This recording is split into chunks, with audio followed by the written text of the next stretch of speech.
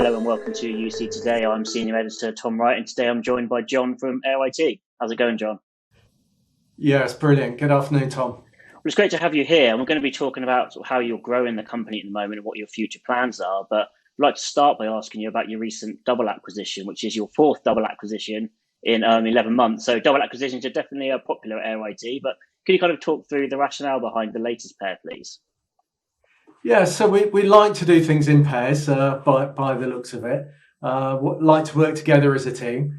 But what we're trying to achieve, Tom, is a national coverage across the UK where we can provide IT MSP services, MSSP services, and business intelligence services to SMEs.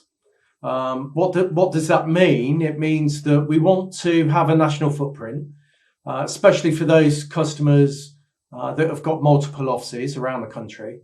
But the way in which we intend to do that is to build regional hubs, and then within them service the clients locally. Because our target market's SMEs, SMEs like to be serviced locally, both from an account management perspective, but also from an engineering perspective. So that's what we intend to do is grow a national business, but service clients locally. So you have What does that mean? That reinforces that note in that the MFG bringing together will reinforce the capability and the reach within the Thames Valley. And the Infinity Solutions acquisition provides us with further coverage across the West Midlands and also into Staffordshire. So increasing our footprint in the Midlands. And so you have managed to spread geographically through the 8 acquisitions that you've made in just 11 months. I think you only joined the business as well a few months before that. So it's been moving very quickly. Can you talk through how you're managing the integration of those companies and their customers as well? Yeah, so the most important thing about any integration, and I've managed to do a few over the last few years, is around the people. So making sure that you communicate to the people, you can bring the people together, and you can show them an opportunity of how the business is going to grow and what that means to them personally. To that point, somebody doing a project in the way that we're doing it would normally end up with finding some synergy across people doing the same role over the business, and then them needing to ask people to leave the business. The one approach that we've taken is that obtaining and retaining good technical people at the moment is almost impossible, Tom.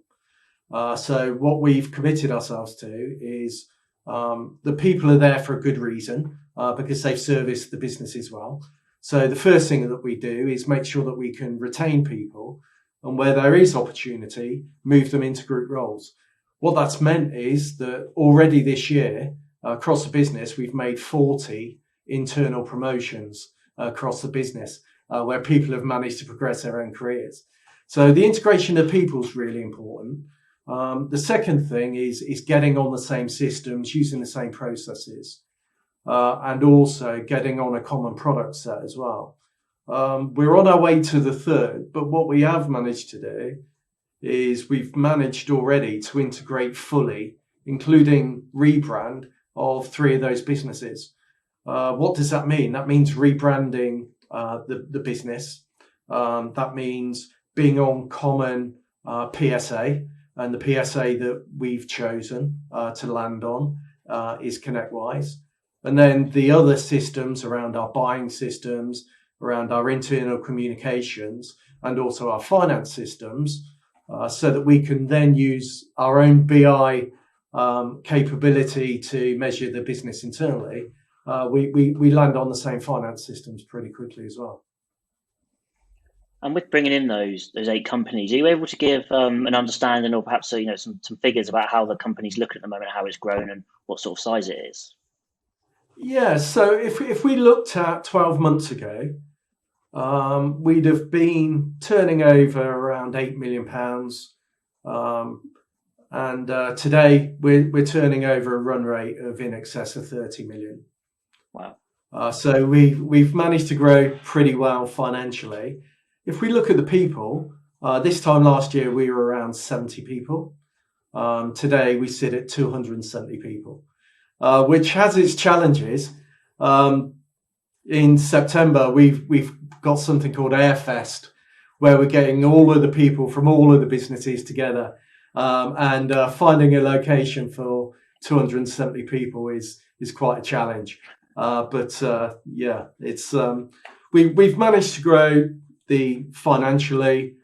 Customers, we've grown from 140 managed customers now up to 1,200.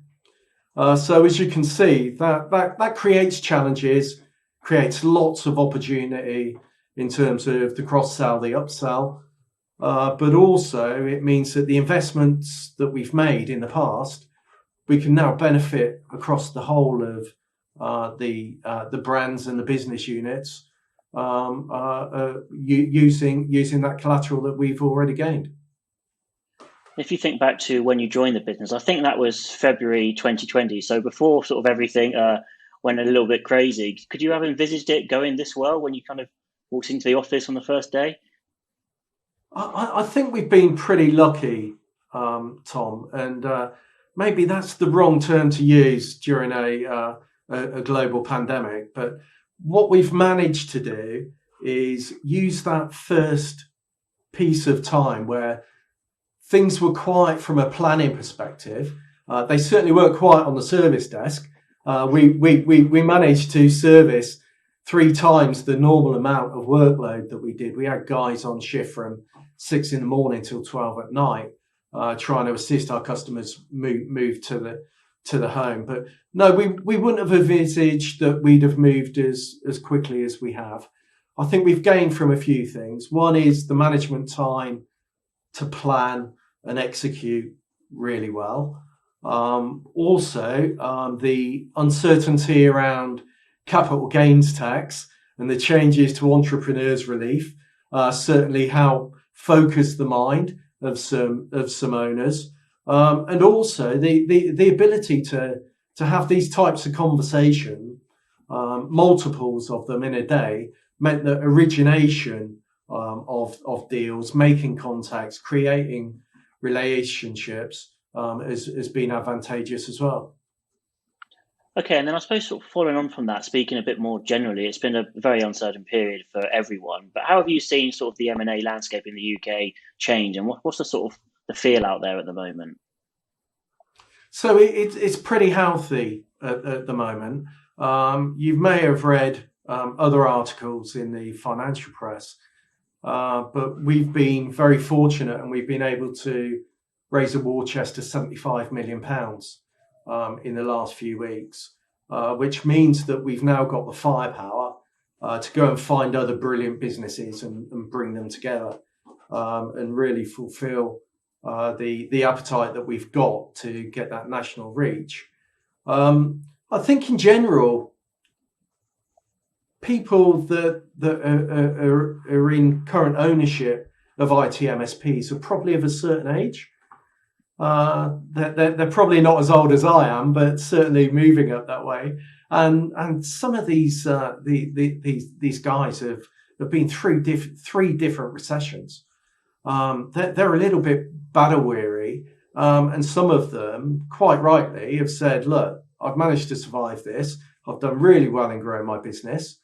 I'm not sure that I want to do it again." Excuse me.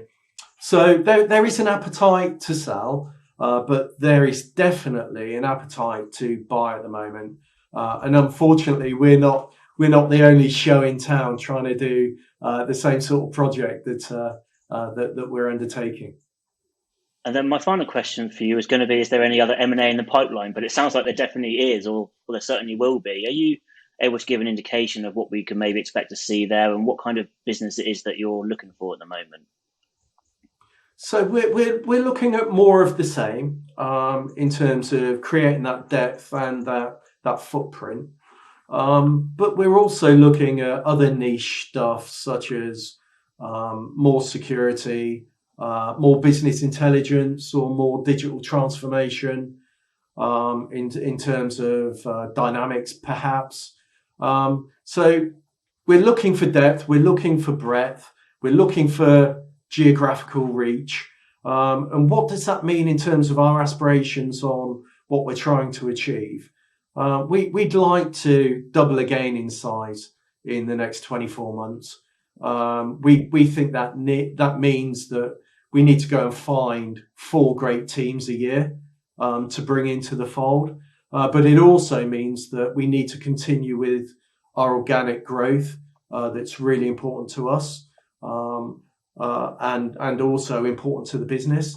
And alongside that, making sure that we retain, we deliver brilliant service to our clients so that we don't suffer from churn, which a lot of acquirers, buy and builds suffer from is churn in the early years. We certainly don't want to do that. We want to create a brilliant customer experience and a consistent customer experience so that we don't fall foul of that either.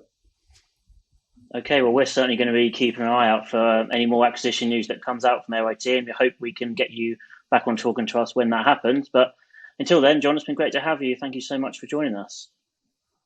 No, it's been great. Thank you very much, Tom. And thank you everyone for watching. If you enjoyed this video, please give us a like and a share on social media, and we'll see you next time.